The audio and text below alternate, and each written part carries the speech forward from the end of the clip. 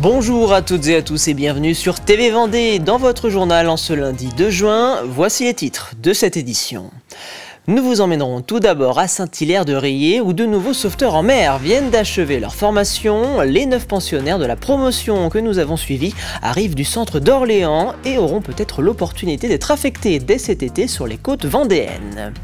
Et que serait les missions de sauvetage sans un matériel à la pointe? Depuis quelques mois, la ville des Sables-d'Olonne s'est dotée d'un patrouilleur d'intervention unique en son genre dans le département. Le Sablot, c'est son nom, a été baptisé ce week-end en présence de son parrain et de sa marraine. Enfin, eux font tout pour sauver leur supérette. À l'Aiguillon-sur-Vie, ses clients ont décidé d'organiser une guinguette solidaire afin de reverser les fonds au supermarché local qui a vu son chiffre d'affaires dégringoler depuis le début des travaux de voirie qui ont coupé la circulation. Commençons donc ce journal sur la plage de Saint-Hilaire-de-Riez où 9 stagiaires sauveteurs en mer venus du centre de formation d'Orléans viennent de passer leur dernier test.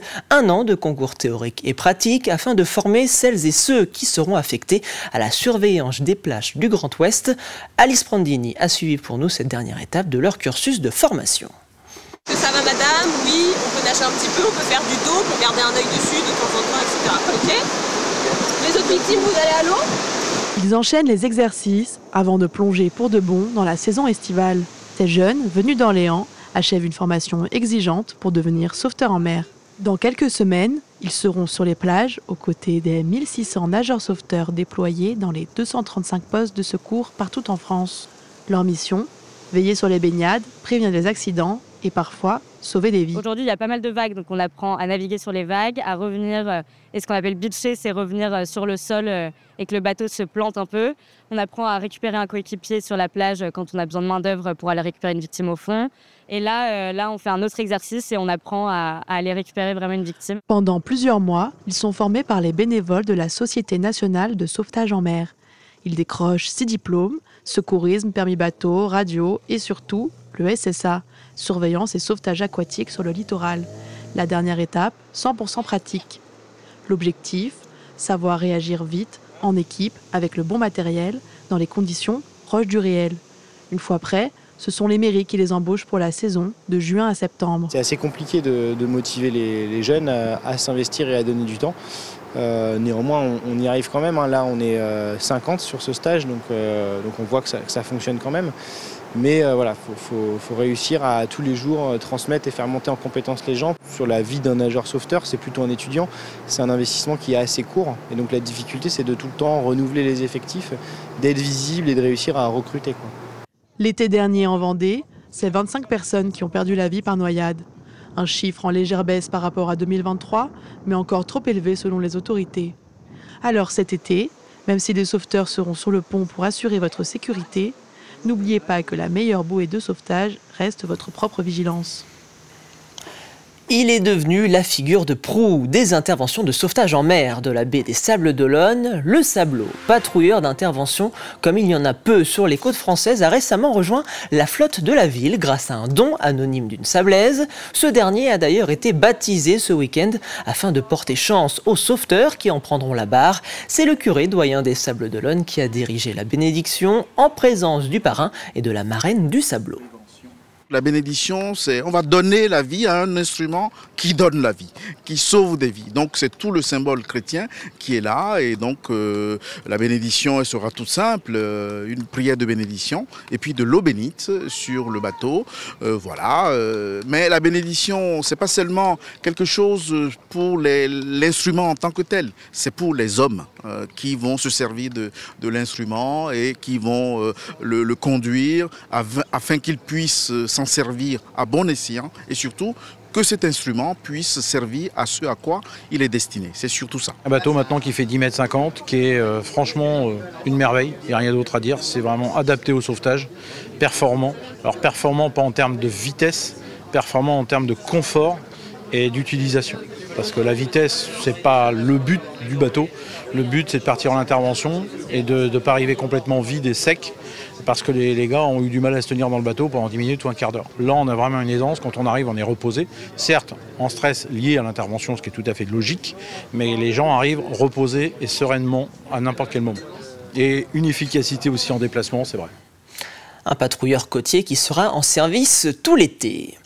Un mot de cette journée de solidarité organisée par le lycée Notre-Dame-du-Roc à La Roche-sur-Yon récemment. Le projet s'appelle Asolidaire et chaque année, depuis 2012, des dons sont récoltés par les étudiants afin d'être ensuite reversés à plusieurs associations vendéennes. Cette année, Cœur du Monde qui parraine des enfants dans des pays en voie de développement et Forever Fabien qui aide les enfants atteints d'un cancer ainsi que leurs familles ont reçu des chèques de 1033 et 793 €. Pour nous, c'est une fierté de faire ça, de pouvoir dire aux autres aussi qu'on a fait ça pour une association. Pour nous, c'est une fierté, je trouve. Les jeunes sont sensibles à l'aide humanitaire. Il ne faut pas croire qu'il n'y a pas que les plus anciens comme nous qui pensons aux plus démunis, mais il y a aussi les jeunes qui sont très très motivés pour faire des actions comme celle-ci. C'est aussi de leur montrer que la solidarité, c'est pas qu'au Roc, mais c'est aussi qu'à l'international ou au local, on a besoin d'eux.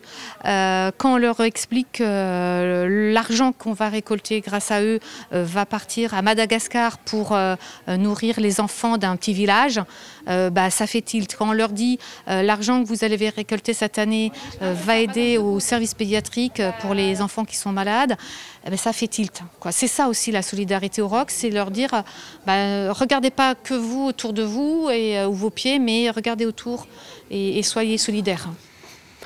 Comment maintenir l'activité de son magasin quand des travaux de voirie bloquent l'accès à votre commerce? C'est l'impasse dans laquelle se trouve ce gérant d'une supérette à l'Aiguillon-sur-Vie.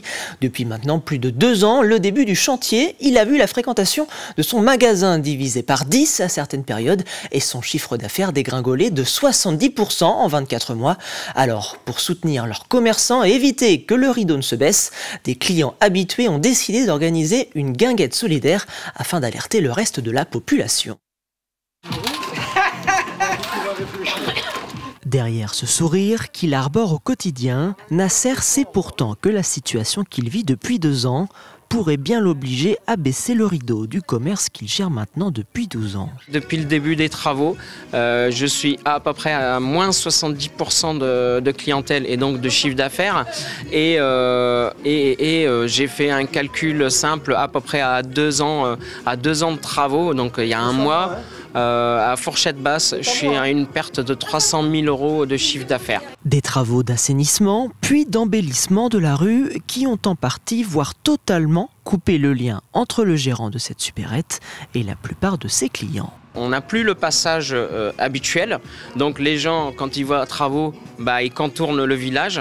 Ça reste quand même une contrainte et dans le commerce, dès qu'il y a une contrainte, il y a une baisse de clientèle. Une situation identique qu'a connue Jean-Emmanuel sur la commune voisine de Coex et qui l'avait forcé à fermer définitivement son magasin. J'avais une animalerie que j'ai débuté en janvier 2024 et le 1er septembre 2024, des travaux sont intervenus, donc de l'assainissement, sur la commune de Coex et m'a fait perdre directement dès le mois de septembre 50% de ma clientèle et ça s'est aggravé avec les mois qui ont passé et le magasin, j'étais obligé de l'arrêter. Alors quand les clients habituels ont pris conscience de l'ampleur des dégâts, ils ont souhaité aider leurs commerçants comme ils le pouvaient, d'abord grâce à une cagnotte en ligne, puis au travers de cette guinguette solidaire.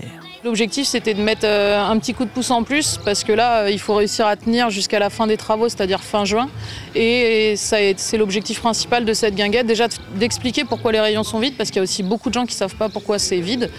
Et puis d'essayer de renflouer un peu les caisses pour remplir ces rayons et retrouver le flot habituel, quoi.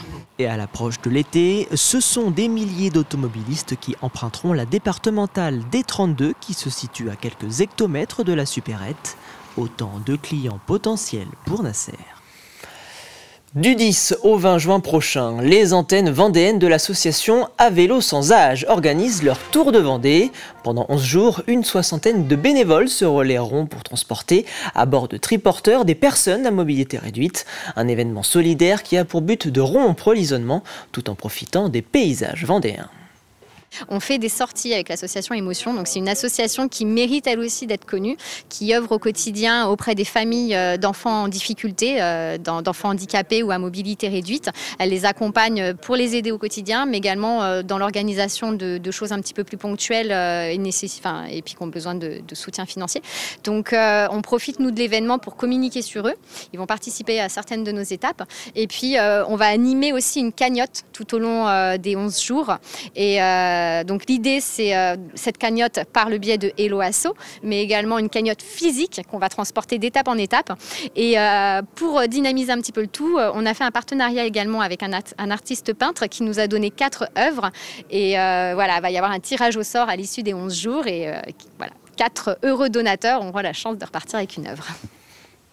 Le festival Danse Color, créé en 2012, va connaître sa 7e édition du 12 au 15 juin prochain à La Roche-sur-Yon. Une quarantaine d'associations du département et plus de 1000 danseurs et danseuses proposeront ainsi durant 4 jours des spectacles, des stages ainsi que des parades au public. L'objectif, faire découvrir le monde éclectique de la danse. Les retours qu'on a, c'est que des gens apprennent que telle ou telle danse est pratiquée, enseignée sur le territoire. Et donc voilà, ça permet aux gens de se rendre compte que bah tiens, j'ai toujours voulu faire tel style de danse, je ne savais pas que ça existait ici. Donc voilà, il y a un aspect de promotion aussi de toutes ces assos de danse qui sont sur le territoire. Et après, voilà, c'est que les gens puissent voir des spectacles de danse hors cadre de scène et puis puissent se dire, ben voilà, ça me séduit, ça me parle et peut-être que je vais aller voir un spectacle de danse au grand air l'année prochaine. C'est la fin de ce journal. Merci pour votre fidélité. Vous avez rendez-vous ce soir avec Aurélien Huard pour un nouveau numéro de 85 chrono. Caroline Tronche vous accueillera demain dès 7h dans la matinale. Très bonne soirée sur TV Vendée.